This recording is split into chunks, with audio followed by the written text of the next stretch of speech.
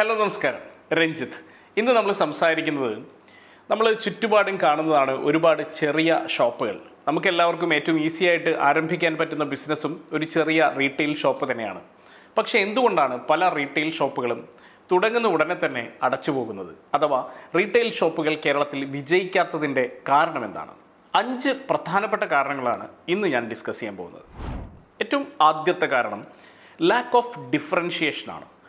പലപ്പോഴും ഏതെങ്കിലും ഒരു ആവശ്യത്തെ മുൻനിർത്തിയല്ല ഒരു റീറ്റെയിൽ ഷോപ്പ് പലരും ഇടാൻ തീരുമാനിക്കുന്നത്, അല്ലെങ്കിൽ തുടങ്ങാൻ തീരുമാനിക്കുന്നത്. നമ്മളുടെ ആവശ്യത്തെ മുൻനിർത്തിയാണ്. നമുക്ക് കുറച്ച് പൈസ വേണം, അല്ലെങ്കിൽ നമ്മൾ എൻഗേജ്ഡ് ആവണം എന്നുള്ള ഒറ്റ കാരണം കൊണ്ടാണ് പലപ്പോഴും ഒരു 80% ആൾക്കാരും ഒരു ഷോപ്പ് തുടങ്ങുന്നത്. അല്ലാതെ കസ്റ്റമേഴ്സിന് അത് ആവശ്യമുണ്ടോ, ആ ഒരു പെർട്ടിക്കുലർ ലൊക്കേഷനിൽ അത് ആവശ്യമുണ്ടോ എന്നുള്ളതൊന്നും നോക്കിയിട്ടല്ല. അപ്പോൾ അതുകൊണ്ട് തന്നെ അവിടെ ചുറ്റുപാടുമുള്ള ഷോപ്പുകളിൽ നിന്ന് എന്ത് വ്യത്യസ്തതയാണ് നമുക്കുള്ളത്?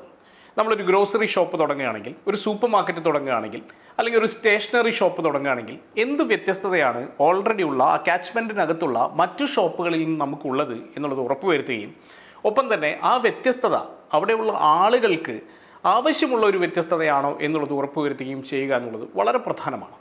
അങ്ങനെ ഒരു വ്യത്യാസവുമില്ലെങ്കിൽ നിങ്ങൾ വിജയിക്കാനുള്ള സാധ്യത വളരെ കുറവാണ്. പലപ്പോഴും ബേക്കറികളുടെ കാര്യത്തിലൊക്കെയാണ് ഞാൻ ഏറ്റവും കൂടുതൽ കണ്ടിട്ടുള്ളത്. ഒരു ചെറിയ ഒരു സ്ഥലത്ത് തന്നെ ഒരുപാട് ബേക്കറികളുണ്ടാവും. പക്ഷേ മറ്റുള്ള ബേക്കറികളിലുള്ള അതേ സാധനങ്ങൾ ഒരുപക്ഷെ അതിനേക്കാൾ മോശം ടേസ്റ്റിൽ, മോശം ഡിസ്പ്ലേയിൽ, മോശം രീതിയിലൊക്കെ വെച്ചിട്ടുണ്ടാവും. അങ്ങനെയാണെങ്കിൽ ഒരു കാരണവശാലും നമ്മൾ വിജയിക്കാനുള്ള സാധ്യത ഇല്ല എന്നുള്ളതാണ് സത്യം. ഇതിന് അപവാദങ്ങളുണ്ടാവാം. പക്ഷേ എല്ലാ ആളുകളും ഇപ്പോൾ ഞാൻ പലപ്പോഴും വീഡിയോ ഇടുമ്പോൾ കമൻറ്റുകൾ ശ്രദ്ധിക്കാറുണ്ട്. ഏറ്റവും ഇൻട്രസ്റ്റിംഗ് ആയിട്ടുള്ള കാര്യം, ചിലപ്പോൾ ചില എക്സെപ്ഷൻസ് ഒക്കെ ഉണ്ടാവും. ആ എക്സെപ്ഷൻസിനെ കുറിച്ചാണ് ആൾക്കാർ പലപ്പോഴും എഴുതുക. എക്സെപ്ഷൻസ് എല്ലാ കാര്യത്തിലും ഉണ്ടാവും. പക്ഷേ ഒരു 90% കേസിലും നിങ്ങൾ പ്രോപ്പറായിട്ട് സ്റ്റോക്ക് മെയിൻറ്റെയിൻ ചെയ്യുന്നില്ലെങ്കിൽ, കൃത്യമായ ഡിസ്പ്ലേ ഇല്ലെങ്കിൽ, കൃത്യമായിട്ടുള്ള വ്യത്യസ്തത കൊണ്ടുവരുന്നില്ലെങ്കിൽ, നല്ല ടേസ്റ്റ് ഇല്ലെങ്കിൽ, നല്ല ക്വാളിറ്റി ഇല്ലെങ്കിൽ ഒന്നും ആളുകൾ നിങ്ങളെ ഡിപ്പെൻഡ് ചെയ്യാൻ പോകുന്നില്ല. അത് ബേക്കറിയുടെ കാര്യത്തിൽ മാത്രമല്ല, ഏത് ഷോപ്പിൻ്റെ കാര്യത്തിലും അത് തന്നെയാണ്. അപ്പോൾ ഞാൻ പറയാൻ ഉദ്ദേശിക്കുന്ന പോയിന്റ് ലാക്ക് ഓഫ് ഡിഫറൻഷിയേഷനാണ്, വ്യത്യസ്തതയാണ്.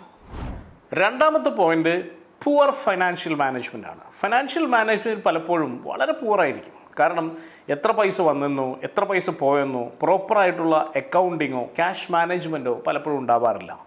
ഒരു ദിവസം ഉണ്ടാകുന്ന ട്രാൻസാക്ഷനുകളിൽ കൃത്യമായിട്ടുള്ള ഒരു ടാലിയിങ് പോലും ഉണ്ടാവാറില്ല എന്നുള്ളതാണ് സത്യം.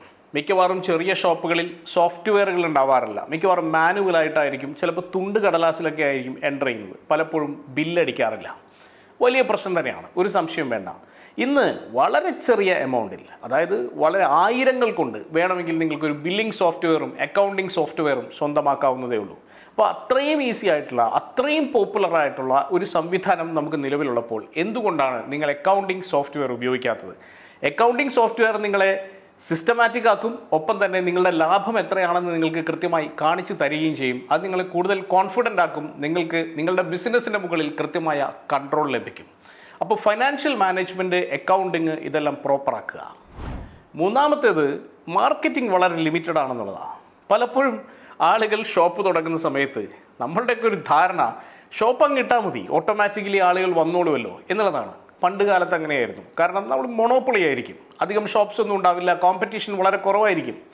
ഇന്ന് 4ഉം 5ഉം 10ഉം ഷോപ്പുകളൊക്കെ കോമ്പീറ്റ് ചെയ്യാനായിട്ട് ഉണ്ട്. അപ്പോൾ എന്ത് വ്യത്യസ്തതയുണ്ട് എന്ന് അവരിലേക്ക് കൃത്യമായി എത്തിക്കണം. എന്താണ് നിങ്ങളുടേതായിട്ടുള്ള സ്പെഷ്യാലിറ്റി എന്നുള്ളത് അവർക്ക് കൃത്യമായി മനസ്സിലാവണം. ആ മനസ്സിലാവുന്ന തരത്തിലുള്ള കൃത്യമായ മാർക്കറ്റിംഗ്.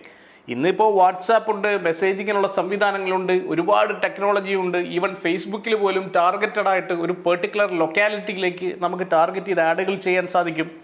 ബിറ്റ് നോട്ടീസുകളുണ്ട്. അങ്ങനെ പലതരത്തിലുള്ള മെക്കാനിസംസ് ഉപയോഗിക്കാവുന്നതേ ഉള്ളൂ.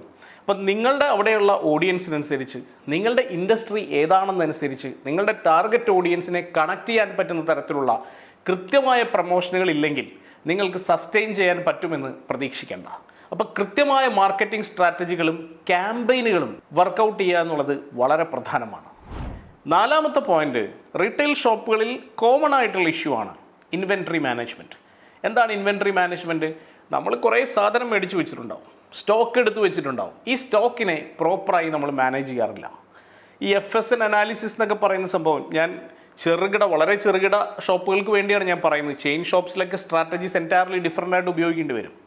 ചെറിയ ഷോപ്പിലാണെങ്കിൽ പോലും ഒരു FSN അനാലിസിസ് ചെയ്യണം. ഏറ്റവും കൂടുതൽ ഇരിക്കുന്നത് ഏറ്റവും കൂടുതൽ മൂവ് ചെയ്യുന്ന സാധനങ്ങളാണോ, ഏറ്റവും ഫാസ്റ്റായിട്ട് മൂവ് ചെയ്യുന്നതാണോ, ഡെയിലി മൂവ് ചെയ്യുന്ന സാധനങ്ങളാണോ, അതാണ് ഏറ്റവും കൂടുതൽ വേണ്ടത്. പിന്നെ കുറച്ച് ഒരു മീഡിയം ലെവലിൽ മൂവ് ചെയ്യുന്ന സാധനങ്ങൾ, ഏറ്റവും കുറവുണ്ടായിരിക്കേണ്ടത് വളരെ സ്ലോ ആയിട്ട് മൂവ് ചെയ്യുന്ന സാധനങ്ങളായിരിക്കണം. ഈ രീതിയിലായിരിക്കണം കൃത്യമായിട്ട് നമ്മളുടെ സ്റ്റോക്കിൻ്റെ പ്രപ്പോർഷൻ ഉണ്ടായിരിക്കേണ്ടത്. അല്ലെങ്കിൽ എന്ത് സംഭവിക്കും? ഡെഡ് സ്റ്റോക്ക് ഉണ്ടാവും. എന്താ ഡെഡ് സ്റ്റോക്ക് എന്ന് പറഞ്ഞാൽ? നമ്മളുടെ ക്യാഷ് അനങ്ങാതെ അവിടെ ഡെഡായി കിടക്കുന്നു എന്നുള്ളതാണ് അതിൻ്റെ അർത്ഥം. അപ്പോൾ പലപ്പോഴും ഇങ്ങനെ ഡെഡായി കിടക്കുന്ന സ്റ്റോക്ക് കാരണം പലപ്പോഴും നമ്മളുടെ ക്യാഷ് ഫ്ലോ അതിശക്തമായി ബാധിക്കപ്പെടുന്നു.